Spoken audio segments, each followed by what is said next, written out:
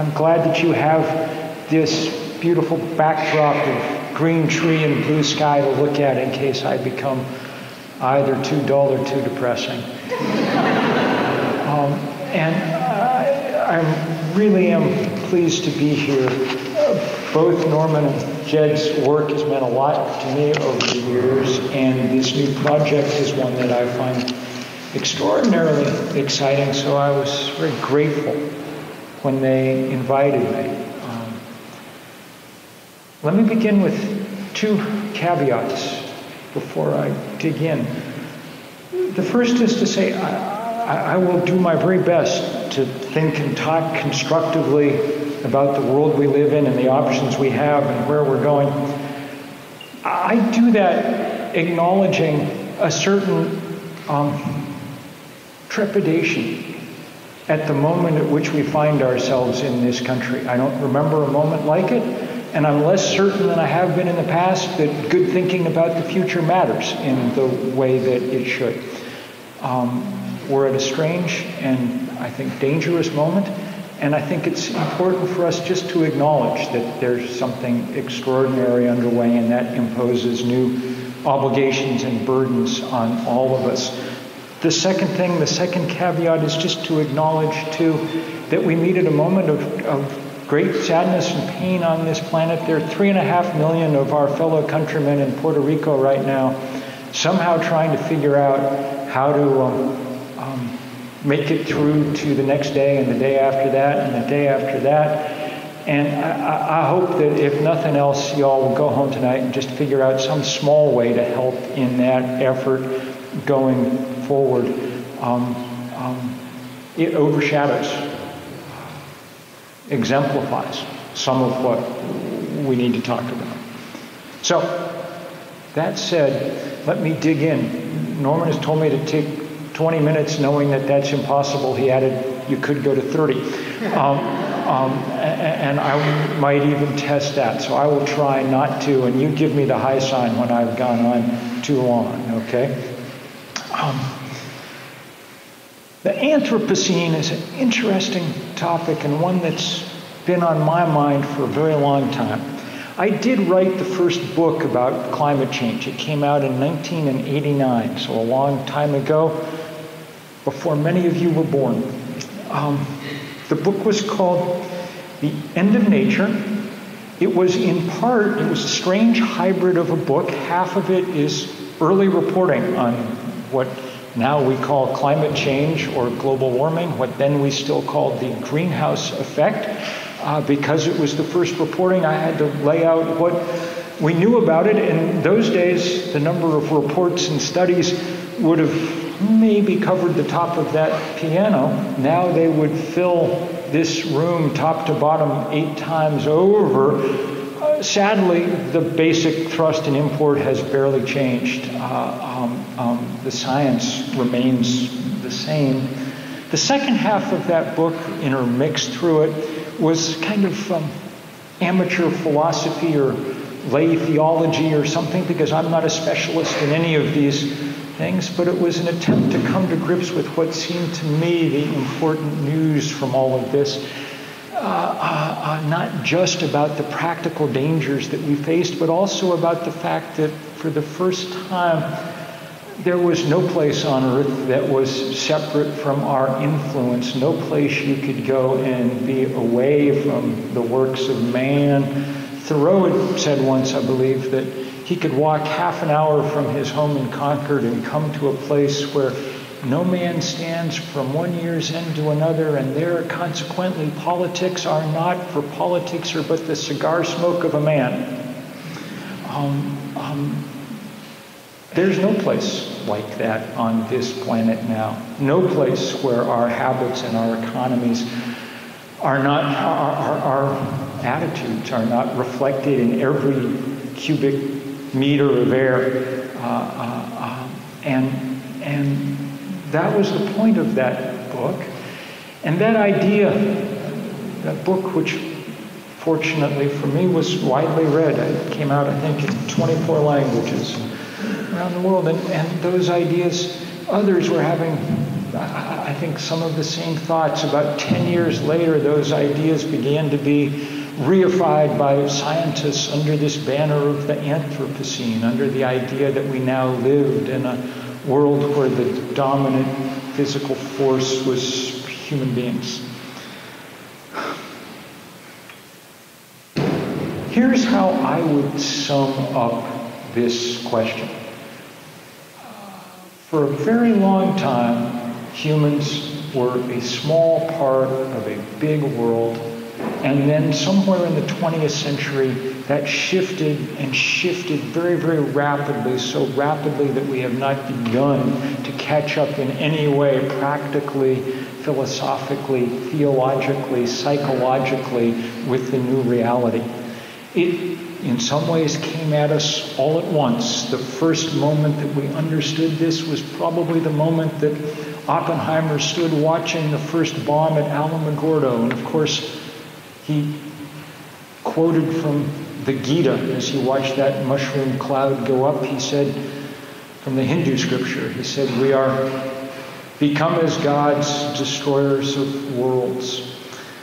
That mushroom cloud was vivid enough in our imagination that after the world had to see it at Hiroshima and Nagasaki, it stuck in our minds and enabled us to spend a great deal of effort and will to make sure that we did not see it again. That we've been able for 70 years to hold that back has been one of the triumphs of human imagination. That we are now in a world where we're of necessity thinking about it again is one of the measures of the extraordinary crudity and stupidity of the moment in which we find ourselves.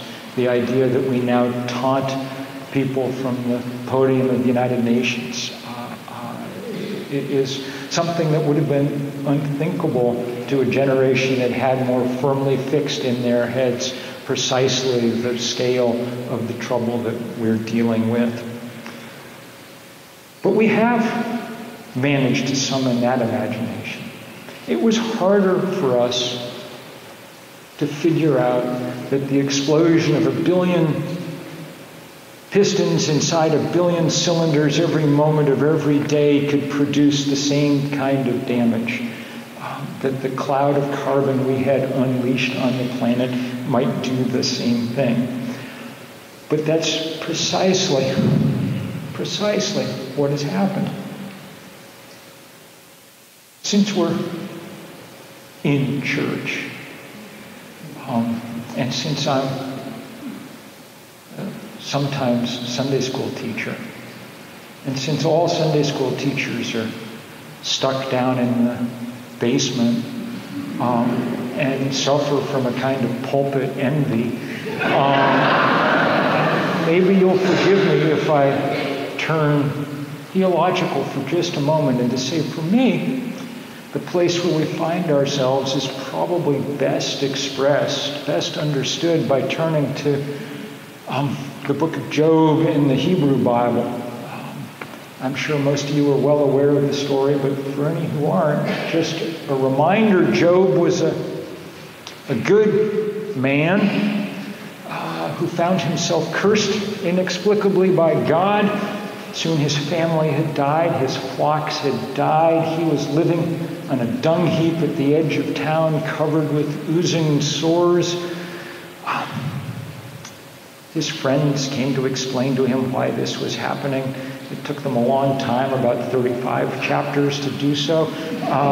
They kept saying variations on the same thing. Somehow you've sinned, your children have sinned, therefore God is punishing you, and Job would have none of it. He kept saying, no, I didn't do anything bad enough to deserve that anyway. I was a good man, which he was.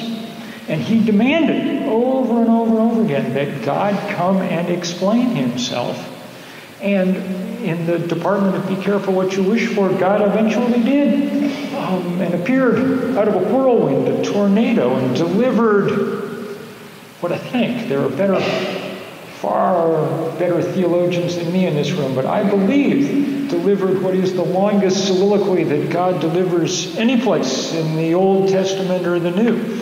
And it is the most beautiful piece of nature writing in the Western tradition, and the first crunchy, sexy, biologically accurate, moving tour of the glorious physical universe.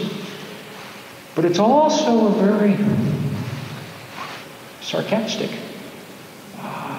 disquisition. God's not happy to have been summoned forth to have to explain himself at such length, and so he's sort of taunting Job a good deal. Begins, he said, "Where were you when I laid the foundation of the earth? Tell me if you're so smart. Who determined its measurements? Surely you know. Or who stretched the line upon it? On what were its bases sunk? Who laid its cornerstone? When the morning stars sang together and all heaven shouted for joy." It's beautiful writing, by the way. And I highly recommend the Stephen Mitchell translation from North Point Press, one of the most remarkable translations of Scripture that there is. God seems to be saying to Job at great length, you're a small part of something very large. Your questions about justice and whatever else may or may not be interesting, but I'm not particularly going to answer them. I'm going to give you a view of this very large thing of which you are a part. And after a long time, Job finally basically just says, "Thank you, sorry I asked, can I sit down now?" It is good enough for him, as it has had to be good enough for all people in all time. We've always been small in the face of something very, very large, eking out our own particular existence as others eked out their existence on this exuberant, cruel, mysterious, buzzing, glorious planet to which we have been assigned. But as I say, that changed very suddenly in the 20th century, when we suddenly, like Alice on the first pill, got large and large and large and large in a way that was impossible to comprehend. So, when God says sarcastically to Job, "Who shut in the sea with doors when it burst out from the womb, and prescribed bounds for the sea, and set bars and doors, and said, 'Thus far shall you come and no farther, and here shall your proud waves be stopped'?" Job had to say, "That was you, not me. Thank you very much." We, of course, don't have to say that. We can look right back at God and say, "Oh no, we're setting the boundaries for the oceans now. Guarantee we're going to raise them 3 feet in the course of this century." We're beginning to think, as the estimates get more dire with each passing year, that we're looking at something much greater than that, 10 feet or more, enough to drown many of the world's great cities. We see already that a storm like Irma sends Florida into a panic. We are very, very large. That is what we mean when we say the Anthropocene, or at least one of the things we mean. When I mean large, I mean that we have managed to put enough carbon in the atmosphere that we have melted half the summer sea ice in the Arctic. The world viewed from outer space looks entirely different than it did 40 or 50 years ago. When I say we are large, I mean that by raising the temperature of the atmosphere, we've managed to make it hold considerably more water vapor than it used to. When Hurricane Harvey came ashore in Texas a month ago, it produced the greatest rainfall event in American history. Places got 54 inches of rain. That's the kind of rain that's only possible once you've warmed the atmosphere. And those totals were challenged by what happened in Puerto Rico last week. There were places where we're not completely sure yet, because the totals are so outlandish that some people think the rain gauges may have malfunctioned, but there appear to be places that got 36 inches of rain in the course of a single day, 24 inches of rain in an hour. Rain so hard that it's only by reference to Noah that we can begin to kind of imagine what it might have been like. When I say we are larger, I mean we have made storms more powerful than they could have been before. September 2017, the month we are in, has produced more accumulated cyclonic energy in the Atlantic Ocean than any month going back to the beginning of measurements in 1851. We've seen over the last 3 years the highest wind speeds ever recorded in hurricanes and typhoons in the Pacific. When I say that we are very large, I mean we have raised the temperature of the planet to the point where humans can barely begin to deal with it. We had the hottest temperatures we've ever measured on Earth this year. There were some days in early summer in cities in Iraq where the temperature reached big cities, 1 million people, where the temperature reached 129 degrees. It's the highest reliably recorded temperature we've ever had on Earth. And it is right at the edge of what humans are able to survive at. Not work in, not sleep in, not be human in, but survive in for a few hours. All of this is the result of raising the temperature of the Earth about 1 degree Celsius so far. That's what's caused the change we've seen to date. Okay?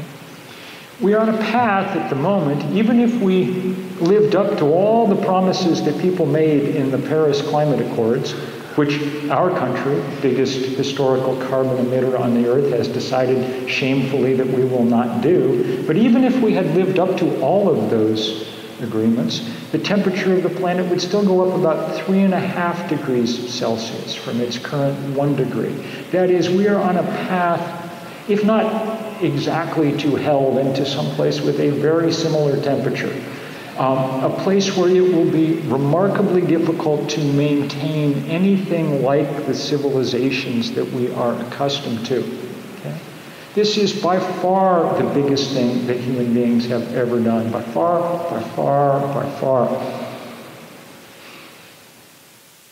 Let me make 3 observations. The first is, we don't need to keep doing this. We know what would be necessary to not do it any longer, to not make the situation worse than it has to be. We're not going to stop global warming altogether. It's too late for that, but we can keep it from getting perhaps entirely out of control by one means, and that means is to cease burning fossil fuel, to stop burning coal and gas and oil. That is a difficult challenge, but it is not an impossible challenge.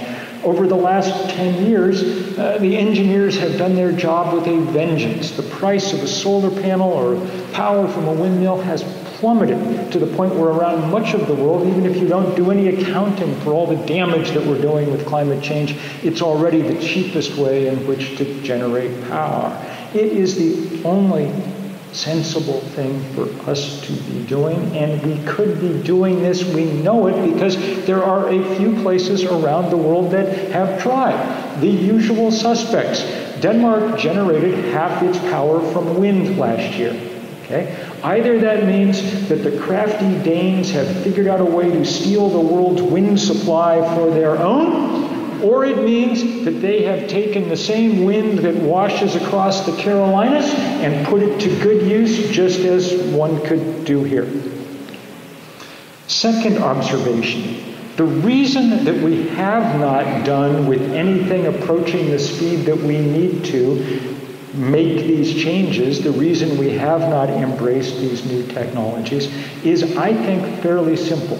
There are a myriad of reasons. Inertia is always a force. Human psychology is difficult, so on and so forth. But above all, far above all, it is the power of the fossil fuel industry that has kept us from doing what needs doing. We know now, thanks to good investigative reporting from lots of places that has appeared over the last 2 or 3 years, that our big fossil fuel companies knew everything there was to know about climate change 30 and 40 years ago, that our utilities were well understanding what it was that they were doing and what it would cause. They knew all about it. They began making their own plans. Exxon started designing its drilling rigs to account for the sea level rise they knew was coming.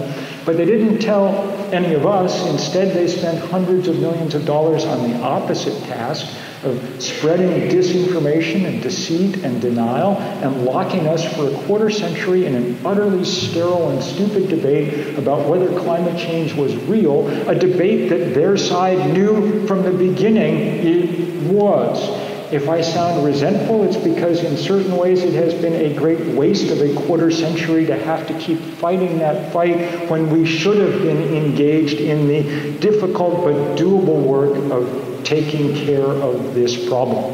Okay?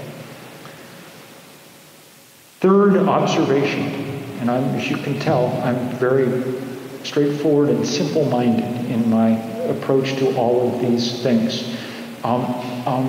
Third observation is, therefore, it is up to us to make absolutely sure that that changes and changes fast. Are there, let's divide the world into two classes of people. Are there any people in here who are excellent solar engineers, hard at work on the task of improving solar panels? Okay. I was going to say, if there were, then the rest of this does not pertain to you, because we need excellent solar engineers at work in the lab, making it ever more cheaper and ever more powerful.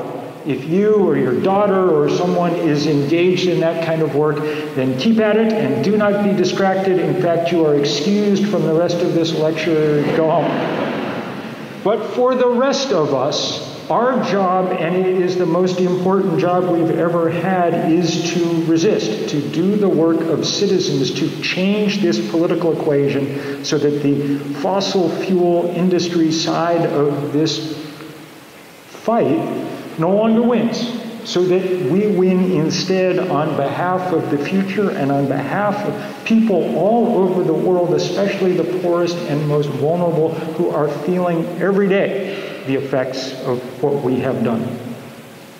There are wonderful people in this room who are hard at work on this task. I'm very glad to see my friends from 350.org in the Triangle area who are doing great stuff all the time. Karen, thank you so much. And we have great wise and insightful people who understand things about how our utility systems work and things. Nancy, thank you always for the work that you do. There are people like that all over the world, but there need to be many more of them. I'm going to show you a few. Do I have a few minutes left here? Yeah. 3 minutes.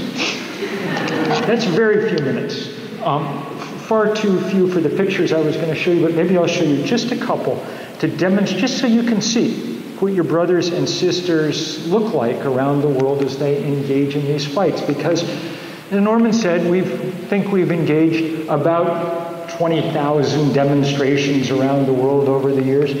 One of the things to note is that most of the people you see engaged in this fight are poor, black and brown and Asian and young, because that's who consists of most of the world, okay? And they are leading this fight place after place, including places that are very tough, that are going to be underwater soon, like the Maldive Islands. All over, even in the toughest and scariest places in the world, like Yemen. Everybody, all the women in that zero there are in full black burqa. So to us, they don't look like the monthly meeting of the Sierra Club, but their hearts and minds are in exactly the same place. They're thinking not about themselves, but about the future, about the rest of the planet. There's a bunch of these pictures come from a file that's just marked 350 adorable. And they are extremely adorable, and they are very hard to look at, because those girls are going to be refugees in the course of their life, and not from something they did, from something we did. Okay, so I literally could show these for many, many hours, and I won't bother, but just to show you who it is that your colleagues are if you take on this work, if you're willing to do it, and to suggest to you that it's time to really up the stakes here. I'm so glad that people at 350 Triangle are working hard on this Atlantic Coast Pipeline project. It needs to be stopped. Okay?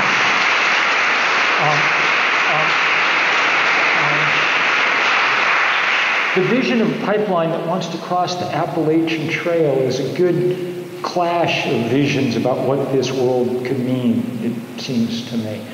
And to think of Benton Mackay's vision for what the Appalachian Trail was going to be, this connected and beautiful corridor of self-sufficient farm communities and things, and then to think of what the vision of a pipeline spewing more methane and carbon into the atmosphere means.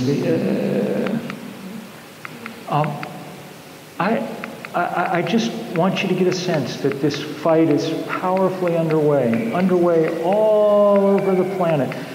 And I want you to think about, as you spend these next years thinking about the Anthropocene, to understand that there is nothing, and I mean nothing, academic about these questions. That let me show you that one, that the only questions in the end are practical ones. That was 4 years ago in a city on the edge of Haiti called Lake K. Just a small demonstration of some people there. Two things about it that really intrigued me. One is the signs those kids are holding, your actions affect me. That's very true. Haiti is, like many other places, like Dominica, like the Virgin Islands, like Puerto Rico, like the Dominican Republic, this year feeling the effects of one hurricane after another. Your actions affect me, but not the other way around. Okay? Duke could divest its holdings in fossil fuel.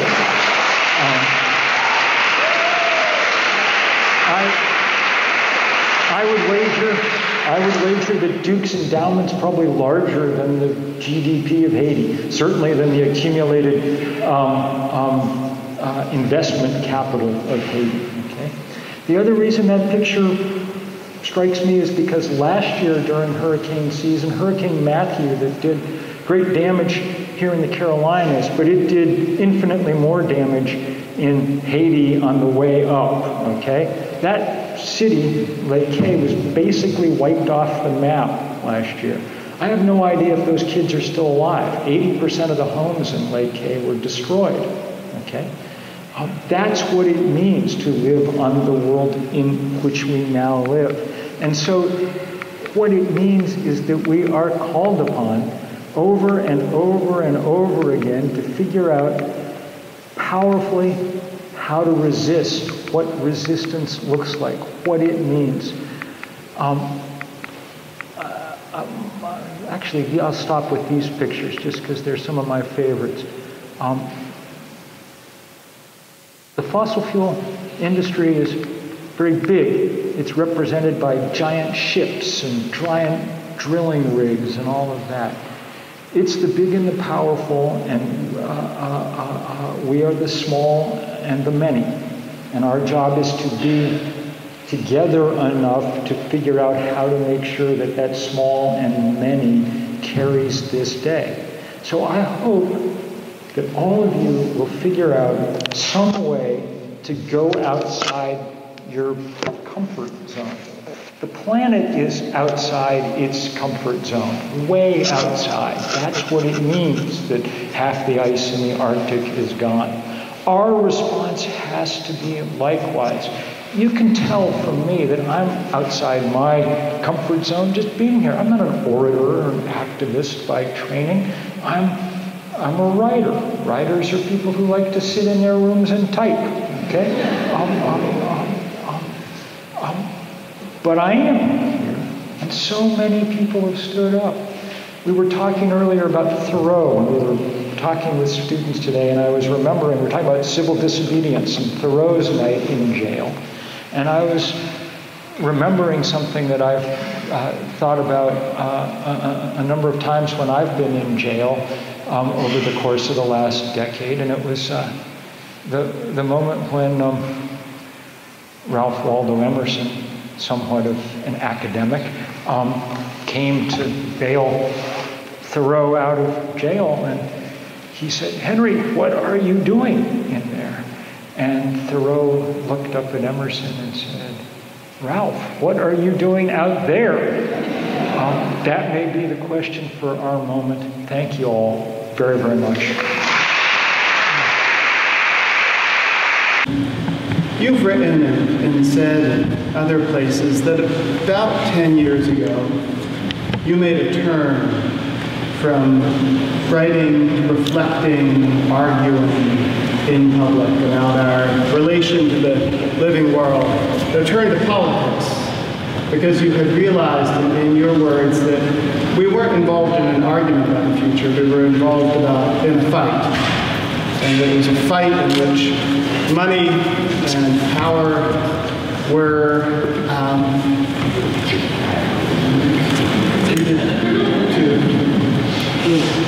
I think it's thing. I'm sorry. Did anyone hear me before?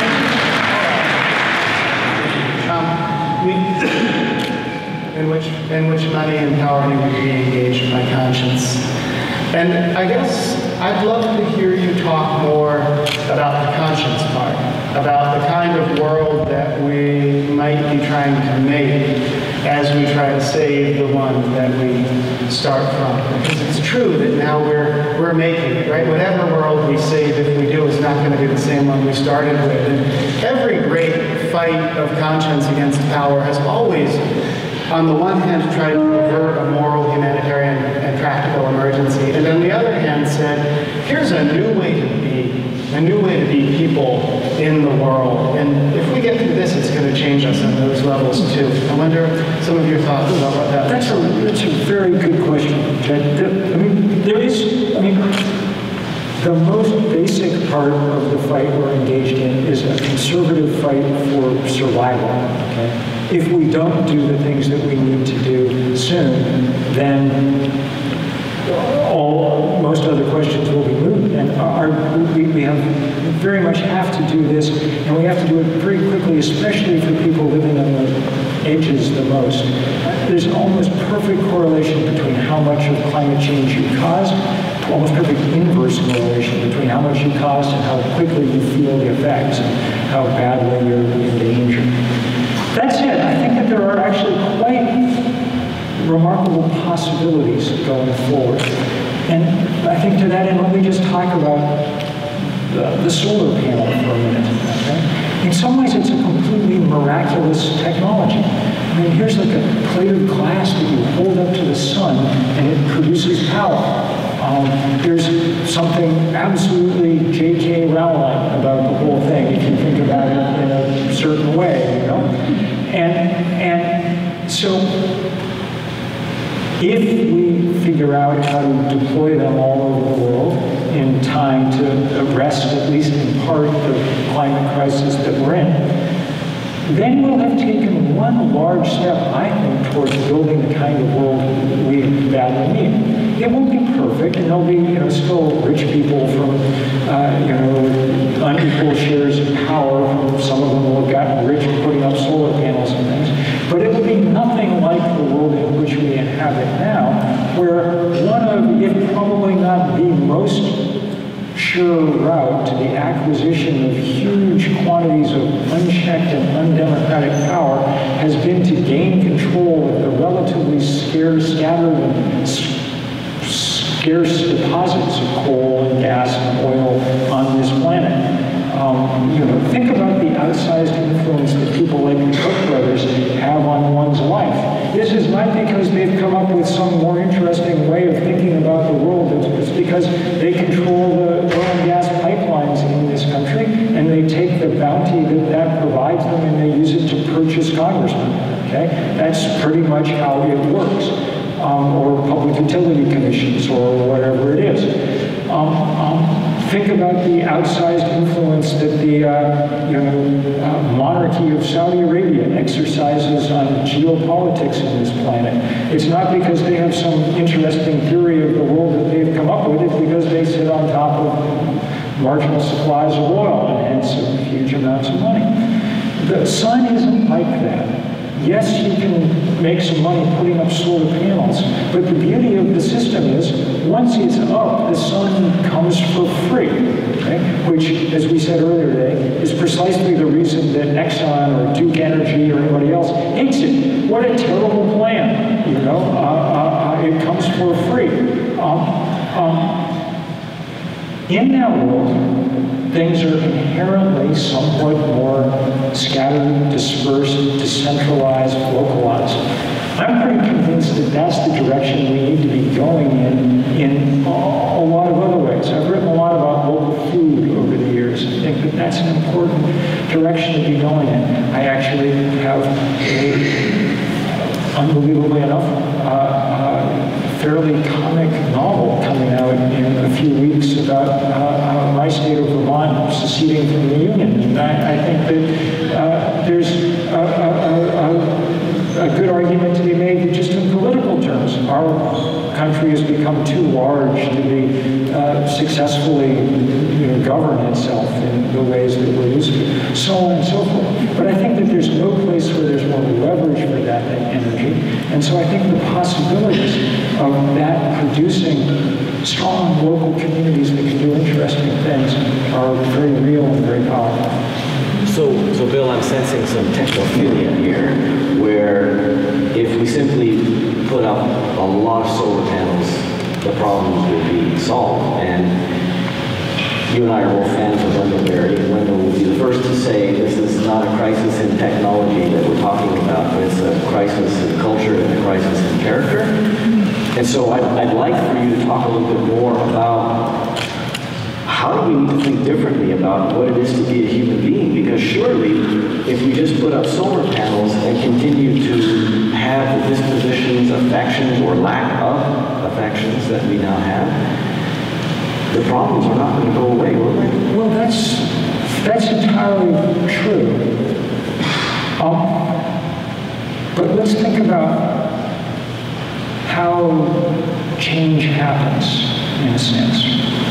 One way that change happens, I'm reminded of Orwell's great essay on Dickens, where he talks about whether it's through changes in people or institutions that we accomplish and he argues that this is a kind of pendulum that swings back and forth over time. Remember the first thing I said, which is that we are in an emergency, okay? And so that survival is the first imperative here.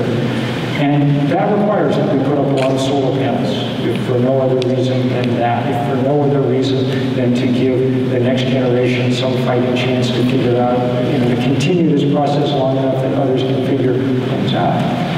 That said, I find that the task of making people better, changing culture, or so on, is the crucial task, but it rarely happens simply by exhortation alone, okay?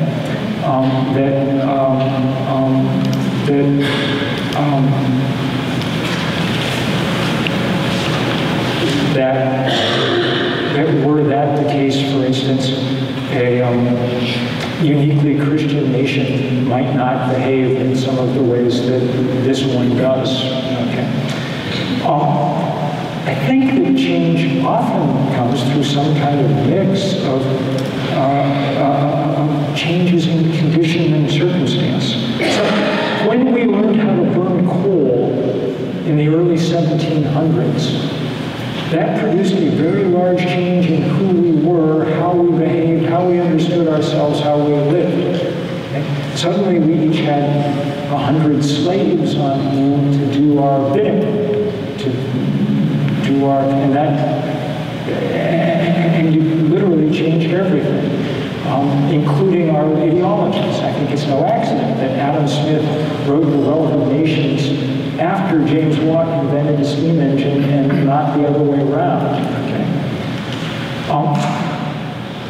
If we transition to local sources of energy, that should play some role in changing our conception of who we are and how we live and how connected we are to our neighbors and what that means. Just as Wendell was always called for a change to local supply of food. Hasn't called for people to stop eating, or to become as angels or something, but to change the source of where they got their calories, with some hope that would have big changes on, among other things, our character, as we both supplied and consumed those local calories the local electron is as important as the local calorie, I think, in some of those discussions. So when we think about advocating for a local economy or a decentralized grid or a decentralized food system, we're still going to have to do some work of exportation. And I'm wondering how you think that's going to be possible. What sort of institutions can we draw on? Because it's clear that power has done some fabulous exhorting. We always draw on the things that we have with us at the moment, okay? I meet people often who say, we can't do anything about this until we've gotten rid of capitalism, or until we've gotten rid of Christianity and replaced it with nature-based religion, or until, there's a list of things like that, all of which might well make things easier, if we were there. But none of which are actually going to change in a relevant time frame to allow us to deal with climate change. Remember that this is the first time-limited problem in which, and when I say time-limited, I mean really time-limited. I mean the leverage exists over the next 5, 10, 15 years. That's when we're pouring the carbon into the system that breaks the back of the climate system, if it isn't already broken, which there is a possibility it fully is, okay?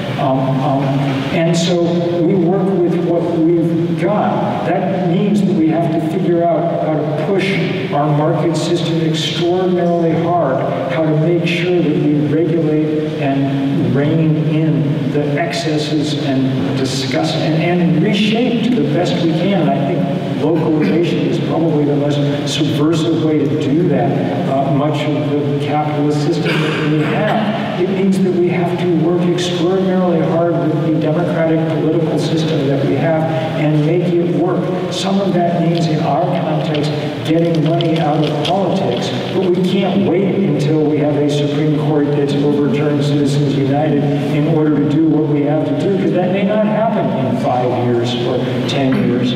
We have to work extraordinarily hard within the religious systems that we have. There's plenty of things about, say, Christianity that aren't ideally set up to make them mesh with the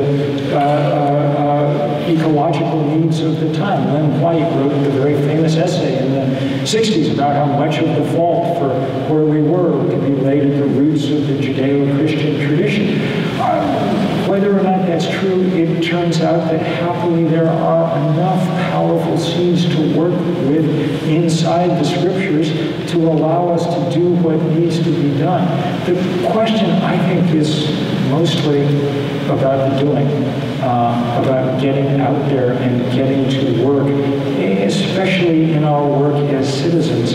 And I think that to use, what's probably mostly a kind of theological term, praxis, that we will learn much of what we need to know through the process of doing what we have to do, would be my sense. Bill, I have a question about strategy and ethics.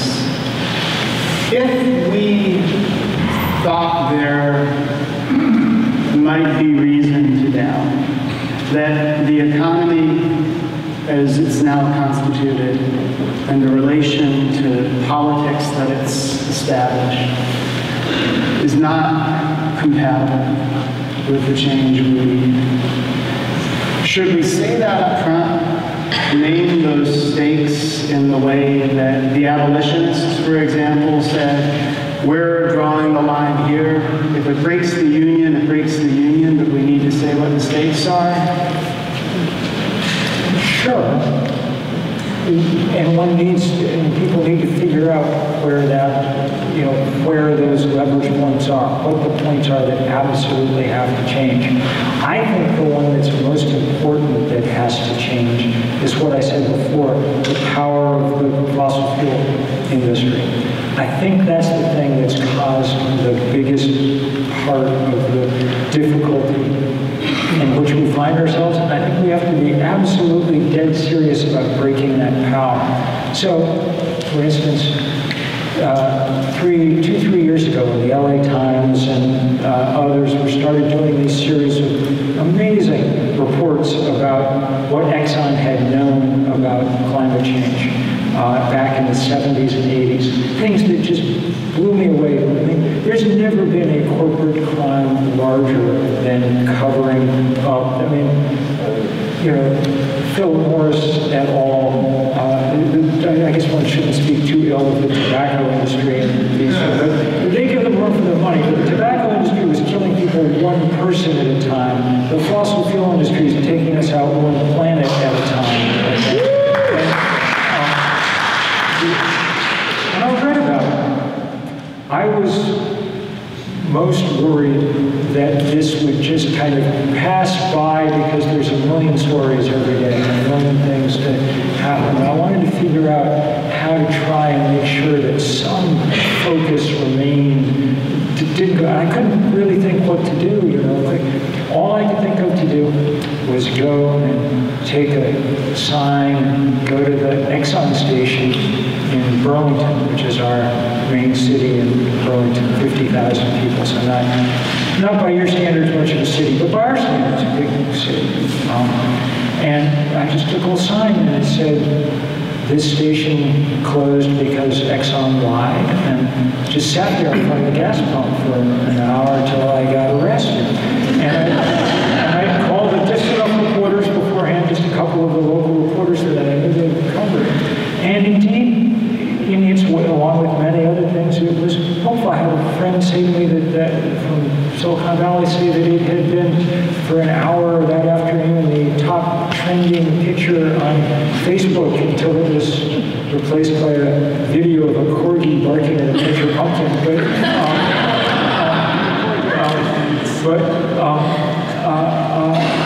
You know, within a couple of weeks, thank God, people really began to pick up on this story. And real heroes like the Attorney General of the state of New York, Eric Schneiderman, went to court to demand, and these things are they're going to be one of the things that helps bring down the power of this industry. The city of San Francisco and Oakland went to court last week to demand billions of dollars in penalties from Exxon for the damage they've done to sea level rise in the Bay Area. We can break their power. The divestment movement has been doing that. We've tried to be focused like a laser. We don't, you know, my friend Naomi Klein said something smart once. We were working hard on the Keystone stuff, which was the first of these great infrastructure fights that's now, thank God, blossomed into a million fights. Some of many of which we win. Yesterday, we beat great organizers on the West Coast beat plans for big coal port at Longview in Washington. 4 years ago, there were 6 coal ports proposed along the Pacific Coast. We've now beaten all 6 of them. Okay? Naomi said at one point to me as we were going to jail somewhere or something, she said, you know, we can't get a carbon tax through yet, so we will impose a carbon tax with our bodies. And that's part of what's been going on in all this work. So for me, that, you know, there's the line, that's where the line had to be drawn, must be drawn. It's no fun. These are incredibly powerful people. I spent a good deal, you know, a couple of years ago, one of them, some source of dark money from the fossil fuel industry funded a group to follow me everywhere I went. Everywhere I went for a while, filming everything, just walking backwards in front. I can't tell you how, you know, that was a bad stretch of time. I don't like, you know, getting death threat. I don't like going to jail. I don't, you know, as I say, writers are introverts, you know. But that's what we need to do. And I'm reminded, I was thinking about it a minute ago, I'm reminded of being in jail in Washington, and in the next cell was my friend Gus Speck, who's the perfect example, the kind of guy who would, you know, just absolutely fit in at a, you know, place like Dookie Southern. He did everything right, you know. He was ran the President's Council on Environmental Quality. He ran the United Nations Development Program. He was dean at Yale. He done all the right things that it was possible to do to kind of try and affect change just from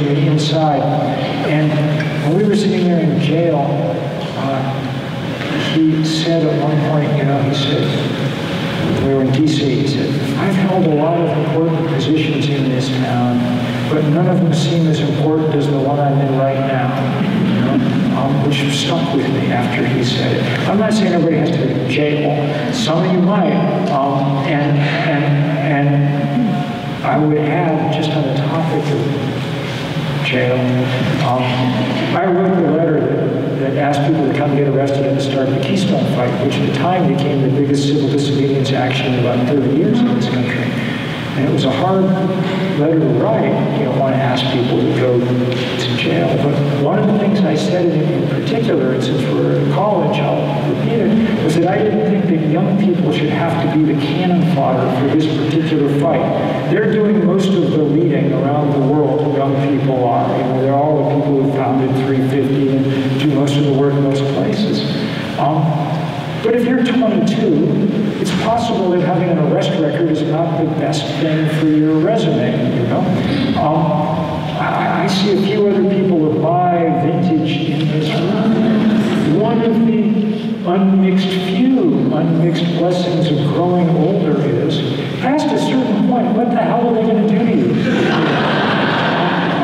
And I would add, since we're out of college, that this goes triple for people with tenure, okay?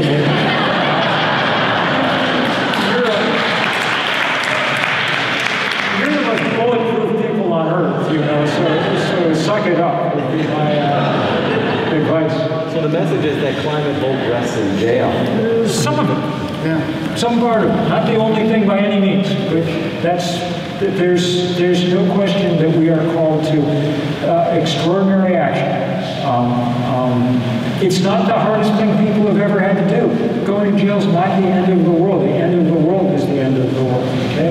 Our grandparents, the task in their time was to go fight fascism in Europe. And they had to go get killed in very large numbers in order to do that. That's not going to happen to you. In this fight.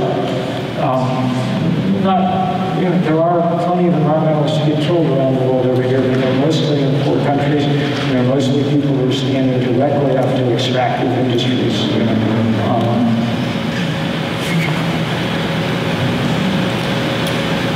Should we? Okay, go ahead. Just ask one quick question. So climate change is the great emergency of the Anthropocene. But it's not the only Earth system in crisis, and it's not the only set of choices that's going to transform the shaping of the planet. If we get through this on an emergency basis, what are the 2 or 3 crises that follow that are also of existential significance for how we live? I think the other set of existential crises, I've written about them in the past, and I want to write more about them in the future, and are the set of choices that we're going to make voluntarily to get rid of ourselves. The set of choices around human genetic engineering and artificial intelligence, where in a fit of short-sightedness, we managed to end the particularly interesting game that humans have been playing for a very long time. And I think that there are dangers of a high order. And I think it's a good reminder that none of these questions should ideally split along traditional political lines. That is to say, like Wendell, I find myself often thinking of myself as quite conservative on a number of things. I think that mostly all the things I've been saying today, in fact, are extraordinarily conservative. Wanting to have a planet that looks a little bit like the one that we were born onto is in no way a radical demand. It is the opposite. Radicals work at genetic engineering companies, and they work at oil companies. If you're an executive at Exxon and you're willing to keep pumping carbon into the atmosphere after scientists have told you what it will do, and after you have seen what it will do in real time, then you are a radical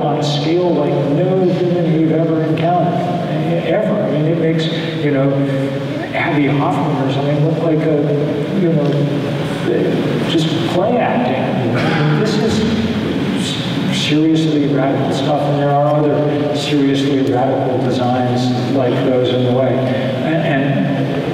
One of the reasons that we have to deal with this emergency is because there's a lot of other problems on this planet that are necessarily, for the moment, getting triaged as we try and keep the planet from entirely burning up. Before we go to questions from the floor, can you just talk a little bit about how agriculture and food production both illuminates the problem that we're in and how it might also play a vital role helping us as we Sure. Everybody knows that agriculture is how the biggest land use on the surface of the earth, so it stands to measure that it stands to reason that it would have a contributing effect on this, and it does. We think something like 20% or more of the carbon emissions on the planet come from agriculture, mostly for livestock and the deforestation necessary to produce new pasture land and things. That's serious and big. And there are, conversely, things that could happen on that landscape that would help a great deal. There are ways to farm that many of which we knew about a long time ago and have gotten away from, and others of which we're sort of discovering as we go along now, that produce more good soil instead of depleted along the way. And one of the things that soil does is suck up carbon. It's an effective system for, like trees and like plankton in the ocean, an effective system for scrubbing carbon from the atmosphere, one that we're overwhelming at the moment. So there's good work going on around soils, and people should try and pay attention to it. If job one is to stop the fossil fuel industry and get off burning fossil fuels, it could well be that job two has to do with how we use the planet's soils. So we'd like to open it up now for questions from the floor. If you would raise your hand up good and high so we can get a microphone to you. So we'll start right over here. Please keep your questions brief and no sermons, please. Sure. Hi, Bill. So I'm a PhD student in an earth science department here at Duke, and I actually came here because I really had a question. And my question would be, so scientists currently, it really feels like we're under attack. We're losing funding, our job prospects are slim, the president believes that our work is fraud. And so my question to you would be, what would your advice be to a young scientist about how to make the largest possible impact on the climate crisis? That's a very good question. It is a bad time to be a scientist, and on the other hand, it's very good to see scientists standing up finally and being willing to speak out. Scientists, like writers, have allowed themselves the luxury of their reticence and the retreat to the lab bench when they needed to be out in the public space, and it's good to see that happening. One hopes that, as I said at the very beginning, the specter of Trump and the strangeness of the moment in which we live hangs over all these conversations. One hopes that we can, in short order, extricate ourselves from that and get back to the already very, very, very challenging. It was hard enough under Barack Obama or everybody else to deal with these questions, okay? So getting back someplace in that direction is important. In the larger sense, and since I'm at college already, several people have asked me today, what should I do when I get out of school to make the most difference? And my answer to that's usually pretty much the same. Do what you're good at, okay, and find a way to do it wherever it is, The climate crisis is big enough that many things come to bear on it, and you figure out some ways to do it. But whatever you do, make sure that it's not a job that demands 80 or 90 hours of your time each week, because we need you to do, above all, the work of citizenship, a work that has gotten short shrift in America in recent years, and the work of citizenship is done mostly after hours and on weekends. So we need some time from you for that. And it's been impressive to watch everybody scrambling this year. There have been times when it just felt like, weekends are for fighting fascism now. That's what we do. but we need to sustain that and keep it going and make it as effective as possible. Thank you for that question. Okay, one on this side here.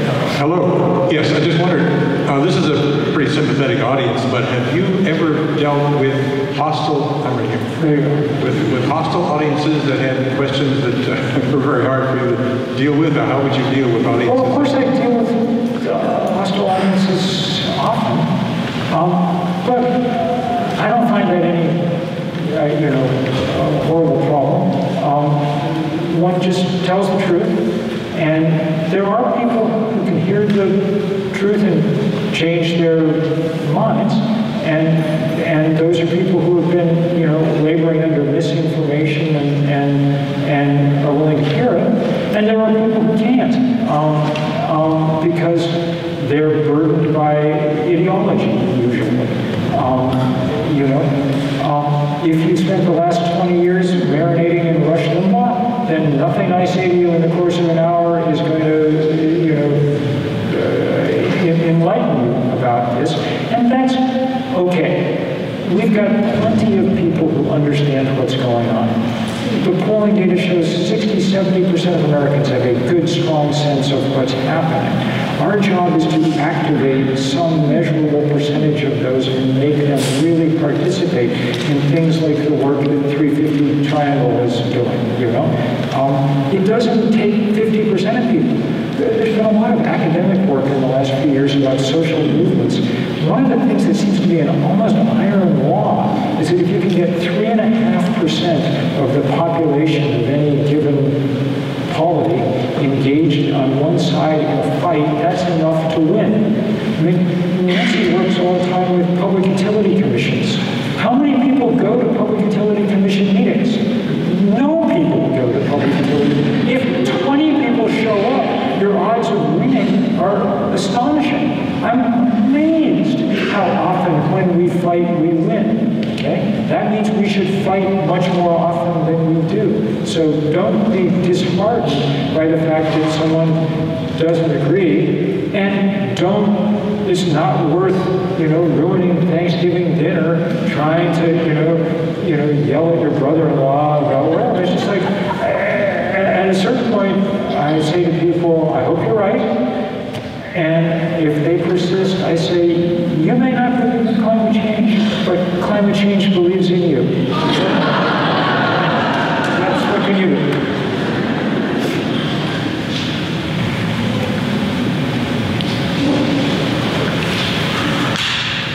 Thank you. My name is Christine Fulch, and I'm a cultural anthropologist here at Duke, and I'm also affiliated with the Nicholas School of the Environment. And one of the things that you mentioned, thank you very much for walking us through the photographs and through the stories and through your theology. I think one of the questions that comes to mind is that I'm wondering if you could talk to us a bit more about what it means to build coalitions within the United States across racial and class lines. I know that so much of the heart of your work has been acknowledging how Indigenous and First Nations people are on the front lines. I'm just thinking about other environmental justice issues that perhaps connect with and are natural allies to extend us. And we see them so powerful. So for instance, when Hurricane Harvey came through, my first people I was reaching out to, people I was talking about the most were friends at a group called Tejas, that were Texas Environmental Justice something. Houston and Port Arthur.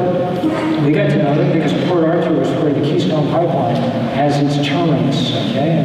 And they were fantastic fighter fellows. But they deal also with the fact that when you live next to a refinery, forget about climate change, you basically get to breathe cancer, pretty much every day. And when the rain comes, what do you know? It's generally, we live in a world in which poor people live downstream and at the bottom of the hill, and they're the ones who get flooded out. And that's true all over the world. Where I live in Vermont, entirely white, we had our moment like this when Hurricane Irene came through in 2011. And one of the things that was quickly discovered was that trailer parks are built on floodplains. That's who lost their homes, So all of that is completely true, and the good news is that that's precisely who's leading the fight all over the place. I was saying to students earlier, a year ago this week, I was out at Standing Rock, which was really fun. I don't know if anybody else got to get out there, but it was, well, you know, it was beautiful and unbelievable and so moving. But it didn't surprise me a bit. I knew most of the people who were reading that because I've been working with them for years, and they've been leading the fights, you know, all over the country. He's gone on and does other things. You know, Dallas Gold Tooth, Faith Spotted Eagle, Marina, Rubicon Massimo, you know, just an endless array of people. Tara Huska, Winona Duke, you know, on and on and on. The same thing going on down in Louisiana right now, where people are organizing against pipelines in places like Bayou Bridge. Our colleagues, you know, people like Sherry Foytland or you know, whoever. And now, of course, in places like Puerto Rico. You know, these are the bridges that get built all the time, and they're super important bridges to be built. That's how, well, that's just how it's got to be going forward. And it's one of the things that makes it so delightful to get to, you know, volunteer in this movement all the time. Because it really is absolutely coming now from all directions. I was talking yesterday with my friend Lennox Yearwood, who runs a remarkable thing called Hip Hop Caucus that you all should join up on if you're interested in that kind of thing. And they're doing just the best environmental justice organizing, but constantly reminding us how connected it is to everything else too. You know, we work a lot. I mean, they work a lot on issues of police brutality, things that are, you know, right. One of the reasons that at 350 we've been working a lot on immigrant justice this year is because we're in a situation at this point where we can't afford to have, you know, 20 million people living in the shadows. We need everybody out being citizens, being part of this fight. We're not afraid that if they come out to speak, you know, ICE is going to pick them up and send them away, because it's people living in those kind of conditions that often are paying the biggest price for climate change, or have come from places in the world where the carbon that we send into the atmosphere has made the agriculture they used to do almost impossible. So it is a big circle. They don't call it global warming for nothing. This is the first thing we've ever had to face that affects everybody, all over the place, all at once. That calls for some different kind of response than we used to have. Thank you. Hands up high, please.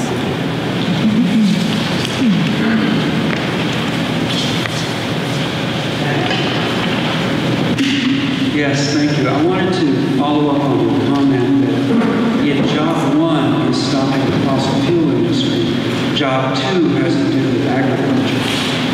I think a very important step in working against climate change that we can all take here today and every day is to adopt a vegetarian or a vegan diet. Avoid consuming animals and dairy.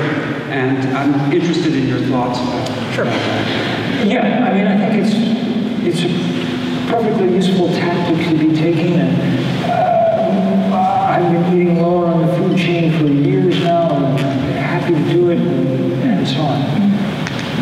I don't think it's probably going to be the secret weapon that, I mean, the reason I don't spend most of my time fighting for it is because I don't think that it ramifies fast enough to mathematically do the job that it needs doing. So about half of 1% of Americans are vegans at the moment, okay?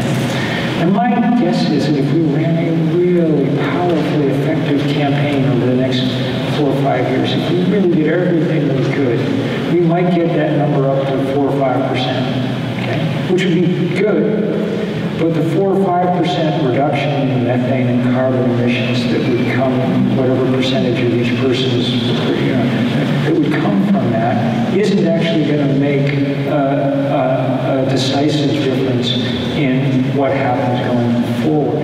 It's especially true on a planet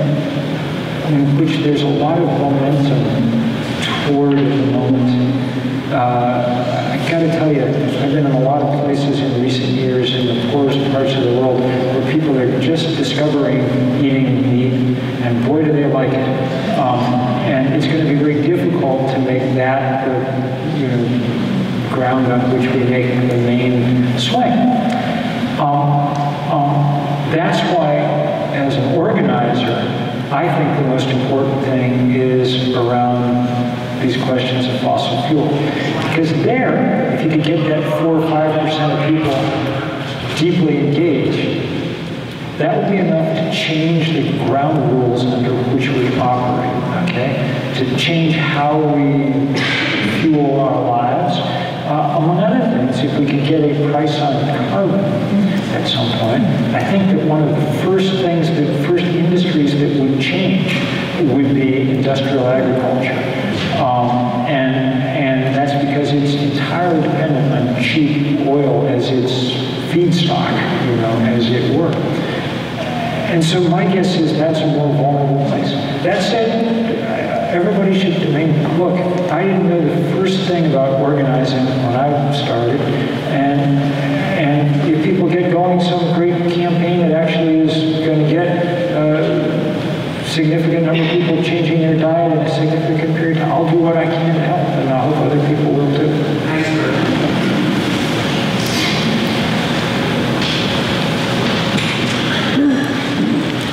The past 2 years, I've really struggled with the hypocrisy of our institution in that we are educating our students to develop solutions to a changing climate, and yet our endowment operates in a black box in deciding how it chooses to invest our resources. Those resources that are generated off of traditional fossil fuels fund our education, which then are supposed to educate us to solve the same problems that it's creating. I know where you stand on this issue. But given that the Divest Duke campaign came down pretty heavy a few years ago, how can we now re-engage with the institution to come up with solutions? Okay, so this is a good question. First thing I'd say is there's like an easy shortcut to even having to think about all the ethical and other questions, which is the people who manage your money made a serious mistake in not listening to students who demanded divestment just purely on financial grounds, okay? There'd be a lot more money in the already probably too large Duke endowment anyway, had they gotten out of fossil fuel back when students said to, this has been the worst set of investments that it was possible to make anywhere in the American economy over the last 5 years. Having said that, the reason that the divestment campaign is so important, and the reason I hope that it gets going again here, is because, not because it wins, although it's won an enormous amount, much more than it became by far the largest thing of its kind. I mean, we have almost $6 trillion worth of endowments now that have divested in part, and that's been big and helpful. When Peabody Coal went bankrupt, one of the things they had to write in their filing was that the divestment campaign had made it difficult for them to raise capital. And so that was good. But the real reason is just to keep this issue in the face of people all the time, right? Because there's not, I mean, as it turns out, you have a pipeline going through North Carolina, but there's not a pipeline going through everywhere all the time. So everybody's close to a pot of money, and that pot of money needs to be a thing that's fought over. And the people who are on the board of Duke are obviously, like people on the boards of every college, powerful people. And they need to constantly be assailed with the fact that what they are doing is not just unwise, but powerfully immoral. The plural of privilege is establishment. Okay, and this is a powerful bulwark of the establishment in this part of the world. If there's any excuse for having establishments with all the privileges and perks and things that go with them, it's that when the chips are down, they summon the will to do the right thing that needs to be done, instead of joining in the party that's dragging things down. And Duke and all institutions that engage in funding the fossil fuel industry should be deeply ashamed of themselves. And they should be reminded of that on a regular basis, because it serves the useful purpose of reminding all of us of where we stand in this fight. So it's a good thing to keep bringing up, even if, and what do I know about Duke? It may be a while before you win, okay? My own water is Harvard. I don't think we're ever going to win the fight at Harvard.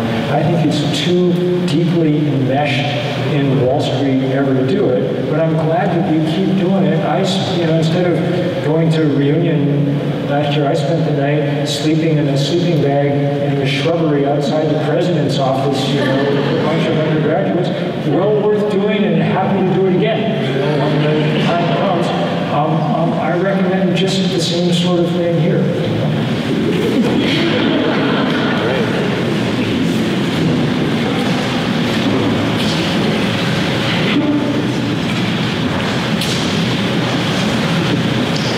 More or less along the same lines as the last two questions. You talk a lot about divestment. Clearly that's important.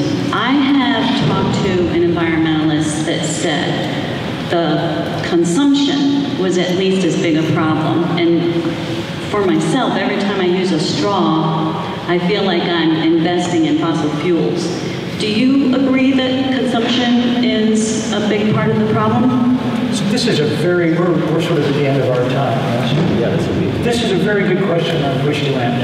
I'm very glad that you raised it. Yes, of course, each of our lifestyles is, and the things that we do in the course of the day are ultimately what get us where we're going. That's what produces the carbon in the end. But very few of us would be upset if the light switch that we turned on was powered by the sun or powered by coal. In fact, probably most of us would prefer the opposite. Okay, prefer it came from the sun. The people who care are the people who own the coal mines. They're the ones who have spent the last 25 years making sure that we don't make the systemic changes that would make our consumption more benign. Right? We're not going to turn people in a relevant period of time into ascetics enough to, this is just like the question about food consumption, to make, this is a mathematical question for the moment that we face. It has huge interesting ethical dimensions, all of which one needs to get to, okay? And I'm very glad that over the next 3 years you all will be tackling many of them and so on. In the end, it's a question about mathematics and physics. Can we reduce quickly enough the amount of carbon going into the atmosphere to stop the heating of the planet short of the point at which it breaks the Earth? All right? That can only be accomplished in the time. If we had 75 years to do it, there'd be a whole other set of prescriptions. Human beings change best gradually and sort of culturally. Human institutions change best slowly. Economies do much better with a very gradual change because it's the least expensive and traumatic way to do it. That's how we should make changes, all right? But we no longer have that luxury. I was saying earlier today, one of the things I have to keep myself from doing sometimes is saying, since I wrote about this beginning in the 1980s, oh, if only you'd listened to me then, okay? Because 30 years ago, there was a series of things we could have done quite gradually that would have gotten us along much of the way where we need to go. Those no longer are options on the table. Getting where we need to go at this point means exerting enough leverage to change systems in big ways. So, you should put solar panels all over your roof. They are all over my roof, okay? I've run my house on solar power. I drove the first electric Ford in the state of Vermont. I eat pretty much nothing that doesn't come from the Champlain Valley where I live, on and on and on. I try not to fool myself that this is doing a damn thing about climate change, all right? If you have endless energy, time, and money, then do everything. If you have to choose, spend your first quanta of time and energy and money changing the system, and then get around to changing your life after that, okay? You probably don't have to choose, but that's the choice to make because that's where the leverage lies at this point. That's what I got. Thank you.